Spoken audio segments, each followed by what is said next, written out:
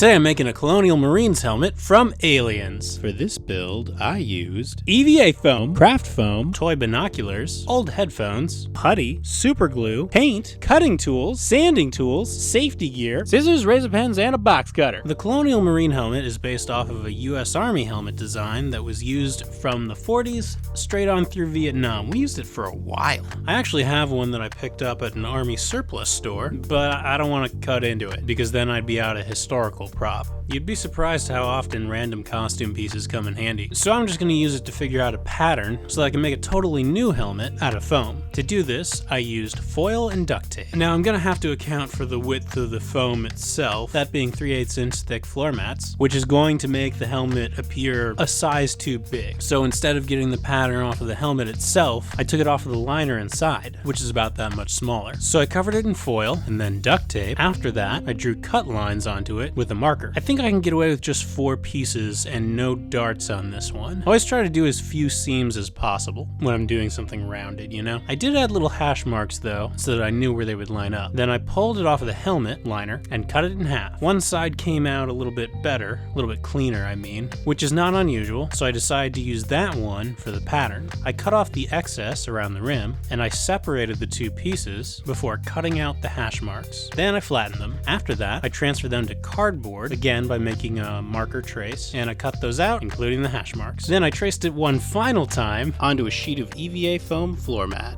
again including the hash marks. I can't stress that enough. It's how you line up your pieces. Now this is admittedly a lot of work to make the pattern yourself, so I've also included a link to the finished pattern down in the video description and comments down below. So there will be an Aliens pattern, but I'm also making the regular US Army version available just because it's surprisingly useful, not just for war movies or reenactments, but I think even some Star Wars helmets are based off of the classic US Army helmet for the Rebels and Rogue One, I think. Not to mention for making duplicates, if you have to kit out a whole platoon or something. Anyway, getting back to the project at hand, you'll notice that I only made a pattern for one side. That's because it's really all you need, and it's better for symmetry as well. I flipped the shapes to get the reverse side. Sometimes I'll connect the 2 halves in the middle or in the front just to help hide the seam where it's going to be most visible, but sometimes that can make gluing a little bit more difficult, and the seam is going to be covered up on this particular helmet anyway, so I put some separation between the 2. As I trace, I'm making sure to get all the registration marks so that I can line up the pieces later, and I'm labeling them front, back, left, and right just to prevent further confusion. Despite my best efforts, some of the edges came out a little bit rough, so I had to sand those a little bit on my belt sander. Now that the edges are smooth, I can make these pieces 3-dimensional. I did that by heating them up with this heat applying machine,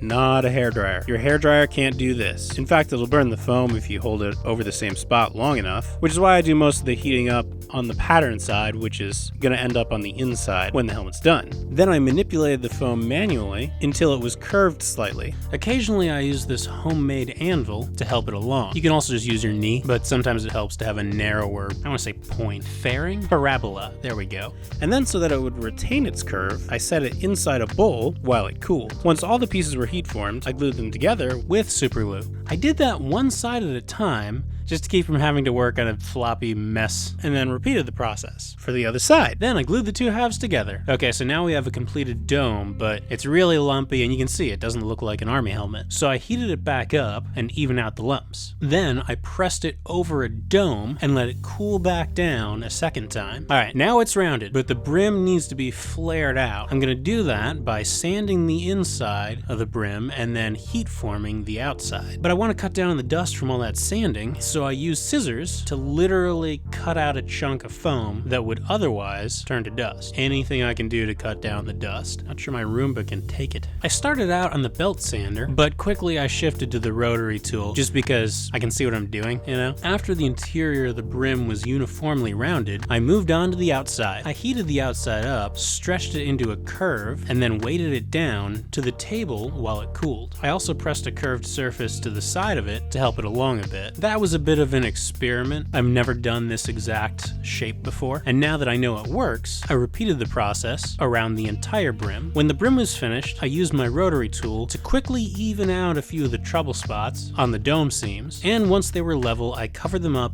with flexible putty. And that's how to make a standard issue US Army helmet circa 1945. Just in case you ever need to invade Okinawa. I know it's such a common occurrence. Oh, hey, real quick, like I said, I do have a pattern for the plain Army helmet linked down below, but the site that hosts my templates doesn't have a great video hosting service. You can't even put sound in your videos. So I'll probably re-upload this truncated footage at some point just for the folks who pick up the template independently from YouTube and need a custom instruction video. I'm just letting you know so that no one's thrown by it. Okay, now to make this helmet unique to the Alien franchise, I've got to add a bunch of stuff to it. I started with an extra armor plate for the forehead. These are common on Stormtrooper helmets, so I used one from my Stormtrooper templates. I made that the same way as the other pieces, but I put a cutout in the top to help along the curve. I heat formed it and glued the cutout closed. Okay, so I wanted the edges to sit flush with the helmet and not be so blocky, so I sanded a contour into the edges, and then I hot glued it to the front of the helmet. When that had solidified, I switched to super glue for the edges, because super glue won't smoosh out from the edges like hot glue would. Then I made a plate for the earpiece to attach to out of 4mm craft foam, heat formed it, glued it on, and then made a hinge out of hole punches that I cut a pie slice out of. I did that so that it would fit over the brim. It's not a real hinge, it's cosmetic. And I think the actual one in the movie, they've literally put a cutout. They've taken a bite out of the side of the helmet to get it to sit closer to the ear. But I didn't like the look of that, so I'm just not gonna do it. Blasphemy, I know. I glued those on, then I added some dots to the side. I'm just matching details from the movie because I care so much. And then I used putty to smooth out the edges of the forehead armor even more. I would have liked to have done this much later in the build, so like the puttying is just one step, not randomly throughout.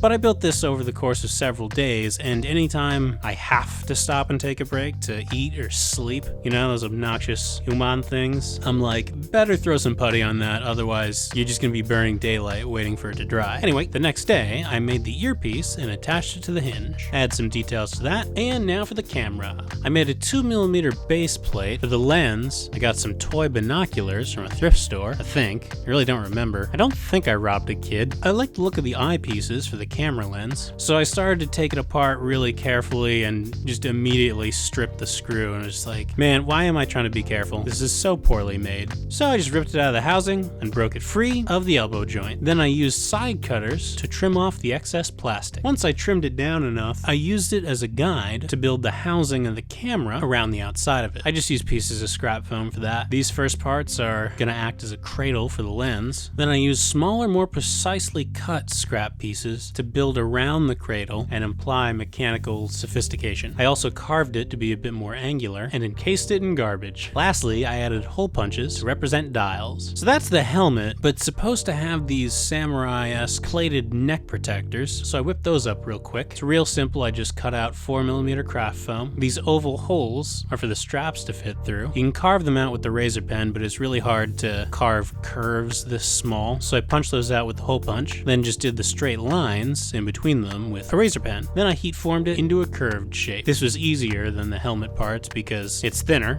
foam, and it only has to be curved along one axis. I left it in the original helmet to cool. The metal draws out the heat faster. These plates are supposed to have ridges on them. I use corner offcuts for those. That does it for the first one. The next one's not too much more complicated, actually a little bit easier in my opinion. It's mostly just bigger, but I made it the same way. The color of the foam doesn't matter, by the way.